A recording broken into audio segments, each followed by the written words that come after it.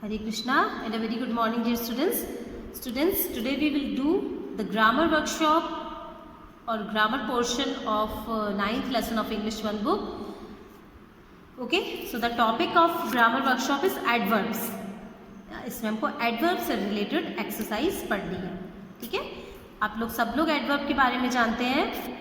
Words that add more information to the verbs are called adverbs. या words that describe verbs are called adverbs. जो words verb को describe करते हैं या verb के meaning में और information add करते हैं उन्हें adverb बोला जाता है. ठीक है, ये हमने प्रीवियस थर्ड क्लास में पढ़ा था, आप लोगों को याद होगा. They are added to qualify adjectives as well. Adverbs can be of many kinds. They are added to qualify adjectives as well. मतलब वो उनको ऐड करा जाता है एडजेक्टिव्स को भी क्वालिफाई करने के लिए. कभी कभी एडजेक्टिव्स को और इफेक्टिव बनाने के लिए भी हम एडवर्ब्स का यूज़ करते हैं. Adverbs can be of many kinds और एडवर्ब्स कई तरह के हो सकते हैं. एडवर्ब्स ऑफ टाइम, यहाँ पर कुछ आपको टाइप्स के बारे में दिया है. जैसे एडवर्ब्स ऑफ टाइम के बारे में बताया गया यहाँ पर. These words show the time of the action. और ये जो एडवर्ब्स होते हैं ये हमको एक्शन का टाइम बताते हैं. ठीक है, some adverbs of time are always. Always देखिए, ऑलवेज से हमको टाइम का मालूम पड़ रहा है ना. Usually, frequently, rarely, occasionally, quickly, yesterday, tomorrow, today, never, etcetera. ये वाले जो एडवर्ब हैं ये वर्ब के साथ में एडेड होते हैं या एडजेक्टिव के साथ भी ऐड हो सकते हैं, है ना. जैसे मैं बोलूँ कि I walk quickly. I walk quickly, मैं जल्दी जल्दी चलता हूँ. तो यहाँ पर वॉक एक वर्ब है और वर्ब को क्वालिफाई करने का काम कर रहा है क्विकली, जो कि एक एडवर्ब है. और ये एडवर्ब ऑफ टाइम है, जल्दी जल्दी. नो, ठीक है. तो एडवर्ब ऑफ टाइम, इस तरह से एडवर्ब ऑफ टाइम, ये वाले वर्ड्स एडवर्ब ऑफ टाइम को बताते हैं. देखिए इसकी कुछ एग्जाम्पल दी है. I usually go to market in the evening. मैं प्रायः मार्केट जाता हूँ इवनिंग को. अब देखिए यूजुअली गो यहाँ पर वर्ब है और वर्ब को क्वालिफाई है, वर्ब को में और इन्फॉर्मेशन ऐड करने का काम इस एडवर्ब ने करा है. और ये एडवर्ब जो है एडवर्ब ऑफ टाइम को बता रहे हैं. यूजुअली मतलब मोस्टली, प्रायः, तो ये टाइम को बता रहा है ना, ये है ना. Second, I rarely talk to strangers. मैं अपरिचित लोगों से रेयरली बात करता हूँ, बहुत कम बात करता हूँ. सो रेयरली टॉक. टॉक यहाँ पर वर्ब है, वर्ब को क्वालिफाई करने का काम रेयरली कर रहा है और रेयरली से हमको मालूम पड़ रहा है कि एडवर्ब ऑफ टाइम है ये. ठीक है. नाउ इसका एक और टाइप पढ़ेंगे, adverbs of manner. These word show how the actions happened. और ये वर्ड शो करते हैं कि एक्शन कैसे हुआ है. अभी एडवर्ब ऑफ जो टाइम था ना, उससे हमको एक्शन के टाइम का पता पड़ता है, लेकिन इनसे ये पता लगता है कि कैसे एक्शन हुआ, है ना. Some adverbs of manner are nicely, wisely, foolishly, slowly, clearly, bravely, etcetera. Nicely mean बहुत अच्छे से, वाइजली मीन्स बुद्धिमत्तापूर्वक, फुलिशली मीन्स मूर्खतापूर्वक, स्लोली धीरे धीरे, क्लियरली बहुत साफ तरीके से, ब्रेवली मीन्स बहादुरी से. ये हमको बता रहे कि हाउ द एक्शन हैपेंड. कोई भी एक्शन कैसे हुआ है ना. आपको समझ में आया ना अंतर एडवर्ब ऑफ टाइम और एडवर्ब ऑफ मैनर में. एडवर्ब ऑफ टाइम से आपको टाइम का पता लगेगा, एक्शन के टाइम का पता पड़ेगा, और एडवर्ब ऑफ मैनर से आपको एक्शन कब हुआ, कैसे हुआ है, वो पता पड़ता है. ठीक है. अब इसके कुछ एग्जाम्पल देखेंगे. The students worked quietly. Students ने कैसे काम किया, क्वाइटली काम किया, है ना. तो कैसे काम किया, क्वाइटली. हाउ. माई फ्रेंड, यहाँ पर तो क्वाइटली यहाँ पर वर्ब हो गई, वर्कड, और वर्कड ये एडवर्ब हो गया, adverb of manner. My friend spends his time intelligently. मेरी फ्रेंड उसका टाइम स्पेंड करती है इंटेलिजेंटली. यहाँ पर इंटेलिजेंटली भी एडवर्ब ऑफ मैनर है. यहाँ पर स्पेंड्स वर्ब है और इंटेलिजेंट उसके लिए इंटेलिजेंटली एडवर्ब है यहाँ पर. ठीक है. अब एक्सरसाइज है इसकी यहाँ पर. Encircle the adverbs in the following sentences. आपको इसमें एक्सरसाइज में एडवर्ब्स को एनसर्कल करना है. First sentence, she was rudely awakened by a heavy third. She was rudely awakened by a heavy third. Third का मीनिंग होता है अ डल हैवी साउंड. धीरे धीरे मतलब इसे जैसे बहुत एकदम आपके पास में ही से कोई आवाज़ आ रही है दूर से, बट काफ़ी हैवी है वो साउंड. ठीक है, अ डल हैवी साउंड, ठीक है, तो उसको बोलेंगे she was rudely awaken by a heavy third. वो रूडली मीन्स काफ़ी रफ तरीके से उठ गई बाय अ हैवी थर्ड, एक थोड़ी सी आवाज़ आ रही थी उसकी वजह से वो उठ गई। तो यहाँ पर एडवर्ब क्या है, रूडली, एडवर्ब ऑफ मैनर है, समझ आ रहा होगा आप लोगों को, है ना।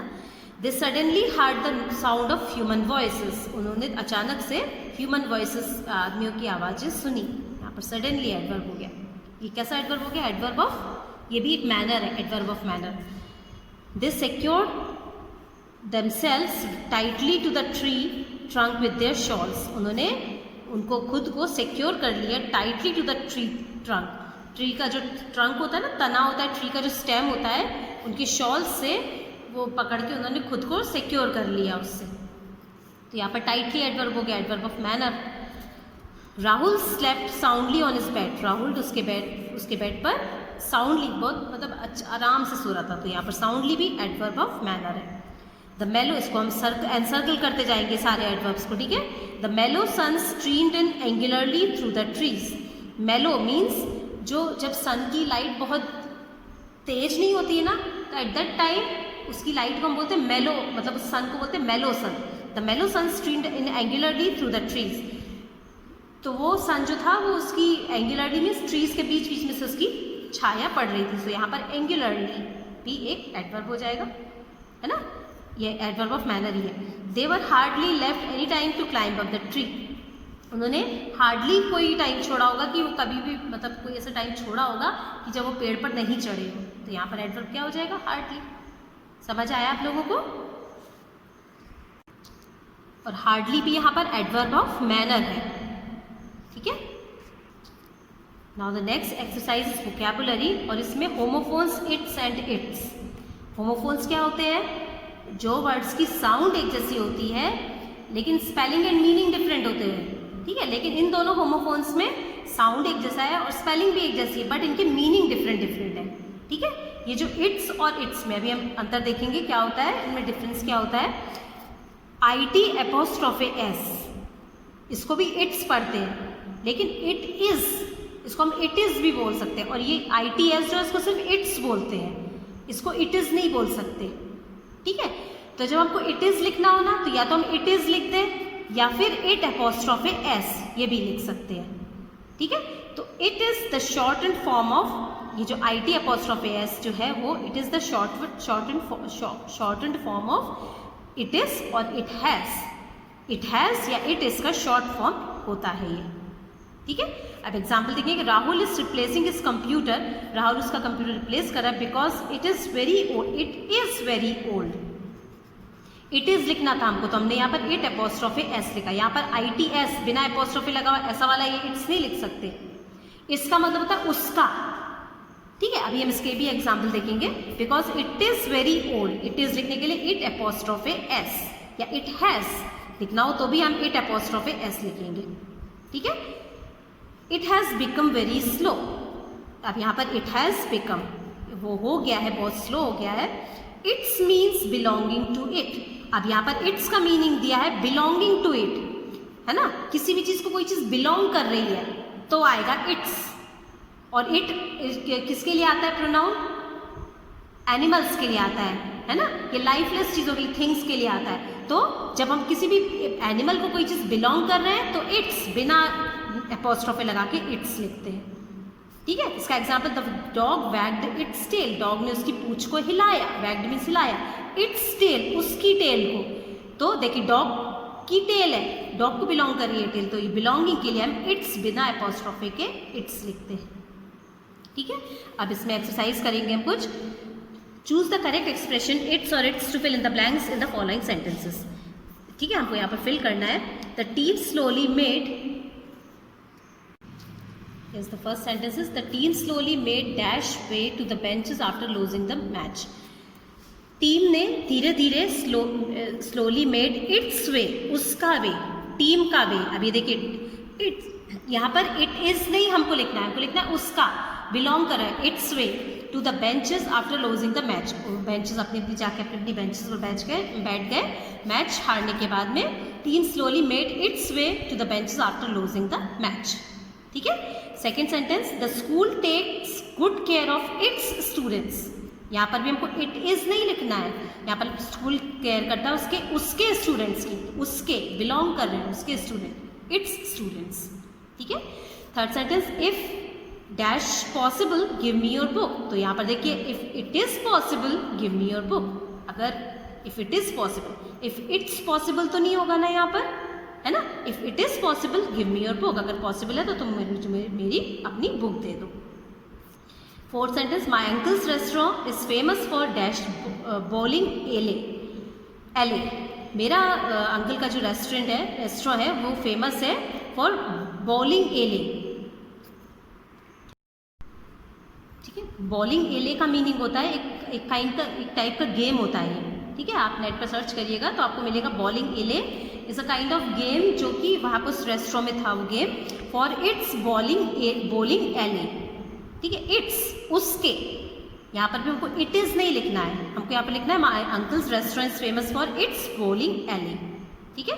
Fifth sentence, my cycle needs servicing please remind me when dash due for oiling. My cycle needs servicing, मेरी साइकिल को सर्विसिंग की जरूरत है, please remind me when it is due for oiling. When it's due for oiling, जब उसका due हो oiling के लिए, ये तो सही नहीं है। जब when it is due for oiling, जब वो हो ऑयलिंग के लिए ड्यू, व्हेन इट इज, यहाँ पर इट इज सही लग रहा है ना, so it apostrophe S. Six sentence, the sports department always has its meeting on Tuesday.